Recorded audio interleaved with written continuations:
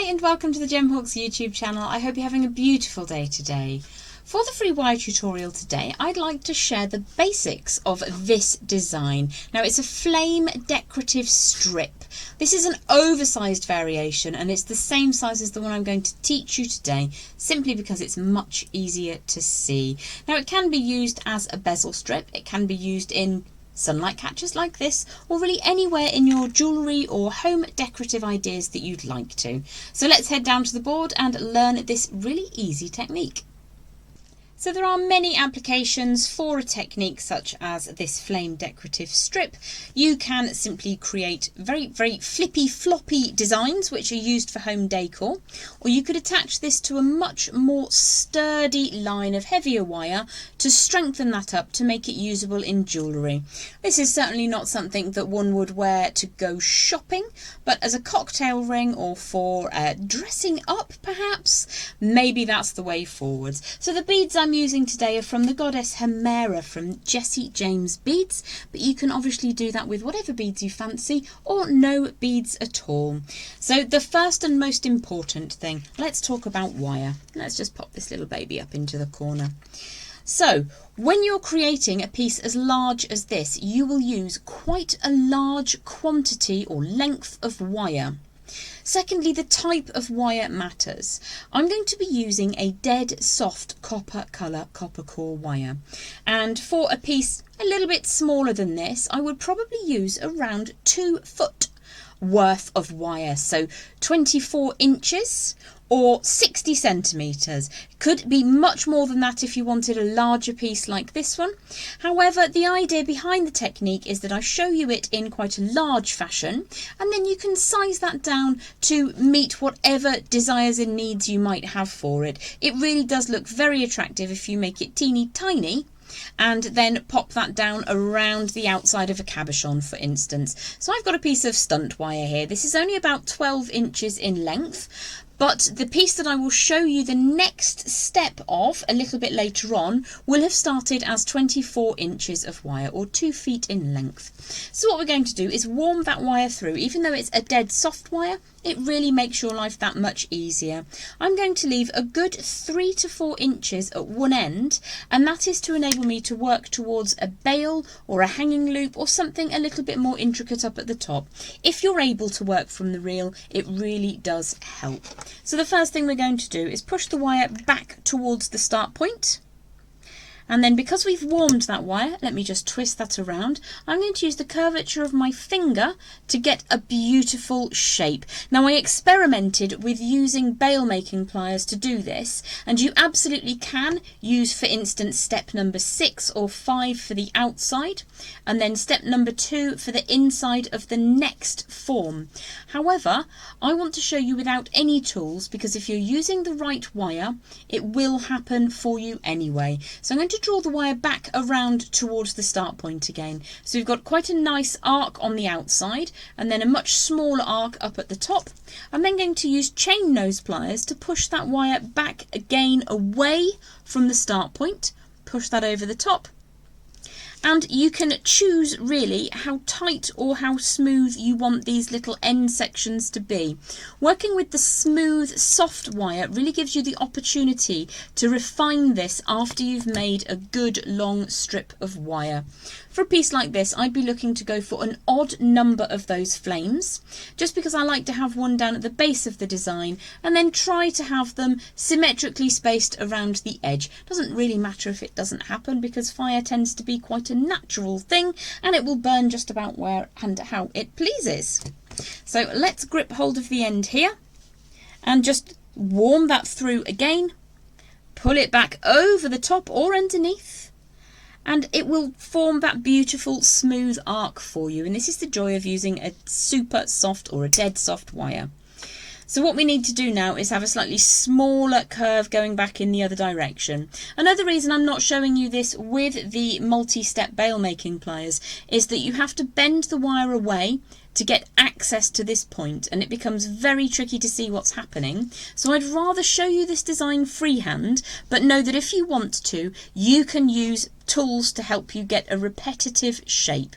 So I'm going to just bring the pliers along, to the point at which I think the depth of my flame is going to remain the same. And I'm going to pull this all the way around so that it forms almost a circle inside that lower serpentine belly. So it could also be a funny cactus. It's entirely up to you how you interpret it.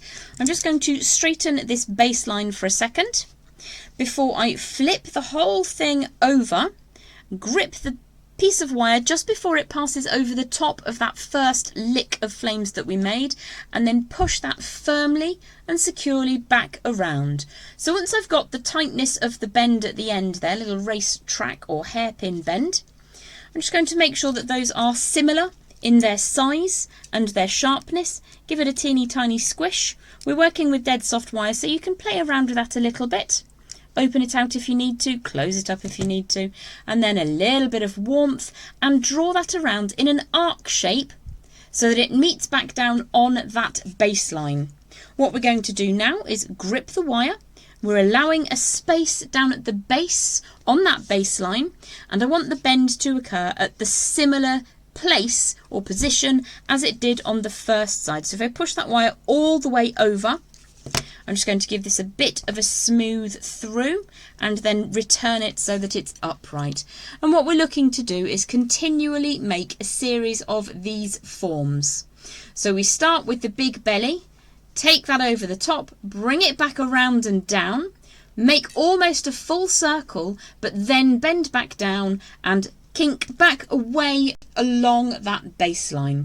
What I would say when you're generating a strip of flames in this fashion, you might like to measure the distance between the end point and the start point of the next one. And in that way, you'll get much more even spacing around the outside if you do plan on bending it around. So once you've got the prerequisite number of flames on your strip, what we're going to do is hammer them. So I'm just going to grab my chasing hammer. The key at this stage is to avoid hammering anywhere on the baseline because we may need to change the form. What we want to do is to support down here at the base of the design and set up at the top here to begin with.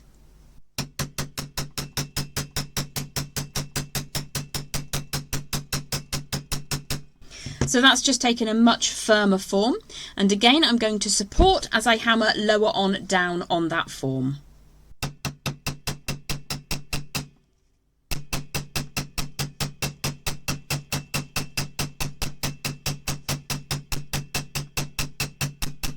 Let's pop that chasing hammer out of the way and take the block out of view for now. So it definitely pays to make all of your little flame forms first and ensure that the gaps between them are the same. And if you wanted to, you could have a piece of paper on your desk measuring the distance between the baseline and the very top of your first flame, and then you can try to recreate that in a repetitive fashion. So you can see how the 12 inches of wire quickly became around about 7 or 6 inches of wire just by the creation of one flame design. So obviously this is very, very oversized, and you can bring that down much smaller.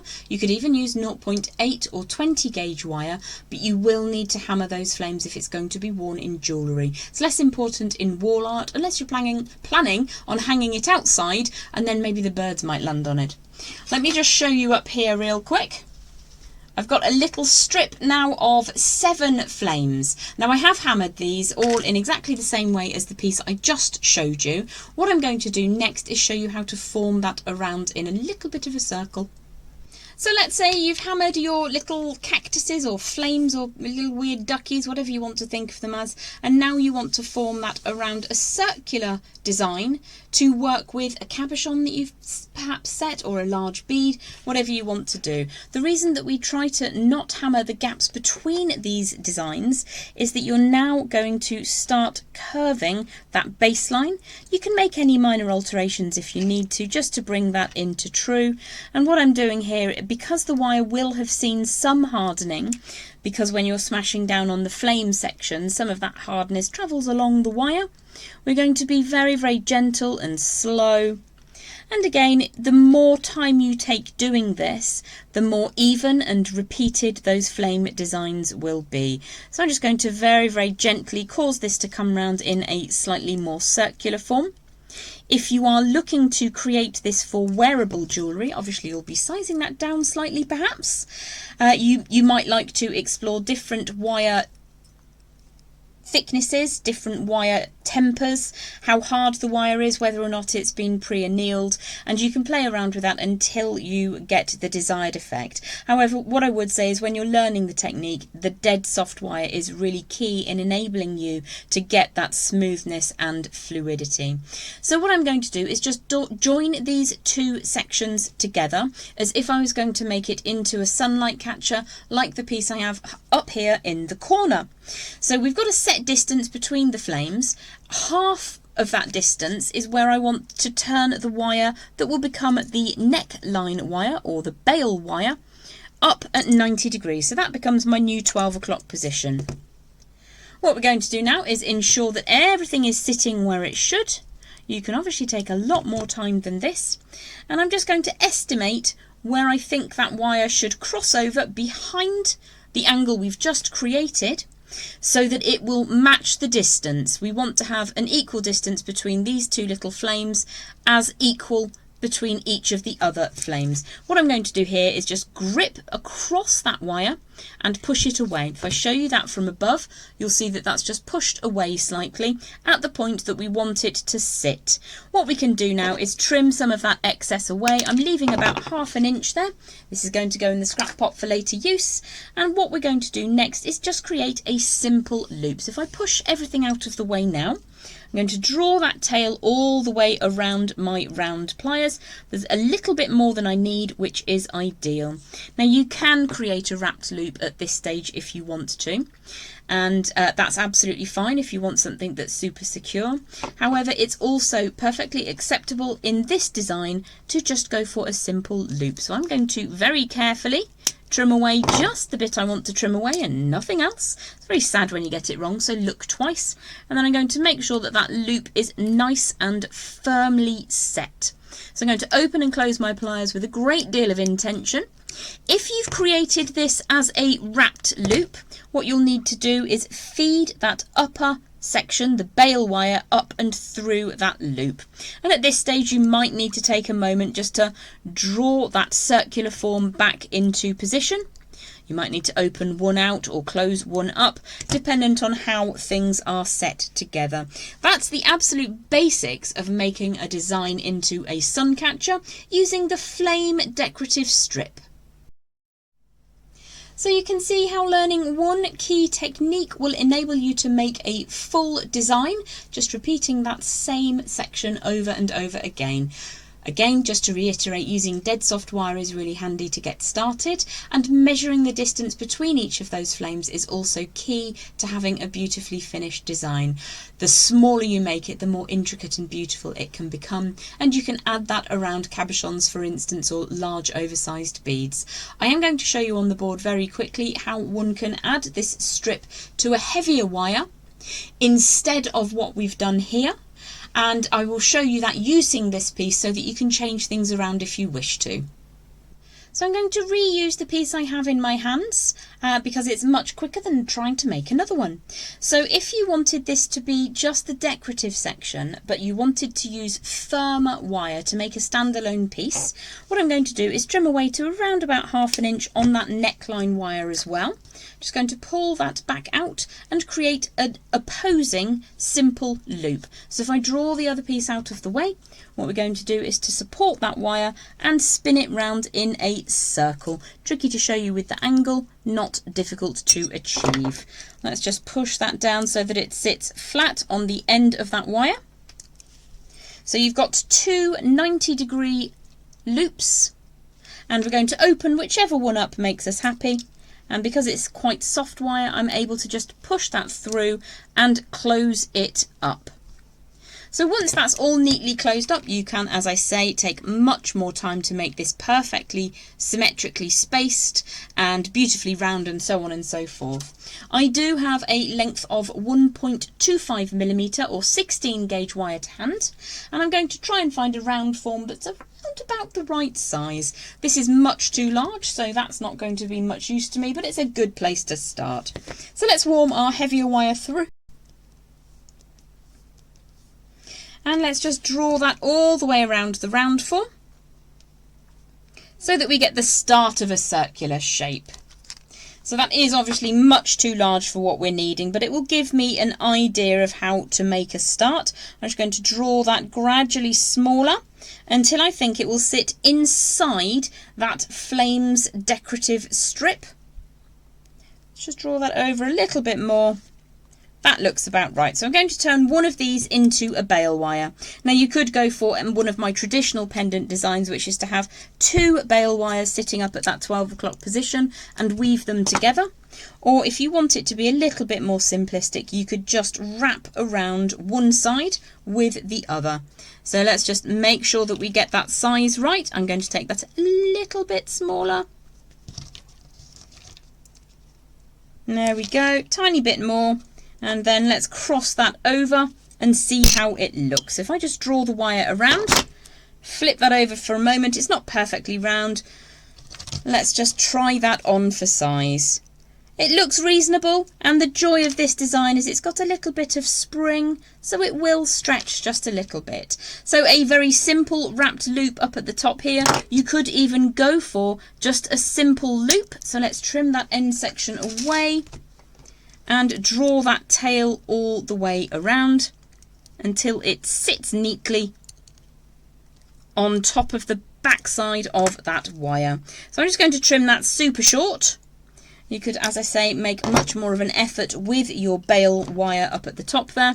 Push that down so that it sits snugly, and then straighten the central section. Pop that into position. Now you have a choice. If you want a little bit of extra security, you can even post that up through the upright of those simple loops. And then all we're going to do is use a finer gauge wire to wrap one to the other. You could even stretch that out a bit and set beads between the funny little bezel that you've put on the outside and between the heavier wire that you're using as your frame. It's entirely up to you. Lots of ways in which you can utilise this same basic design. So whether you're going for a flame inspired sunlight catcher, wall art decor for outside, or jewellery, I hope that you have enjoyed the flame decorative strip design and technique, and that you will have lots and lots of fun with your own creativity. Thank you so much for hanging out with me today. My name is Gem Hawkes, and I look forward to seeing you again very, very soon. Bye for now.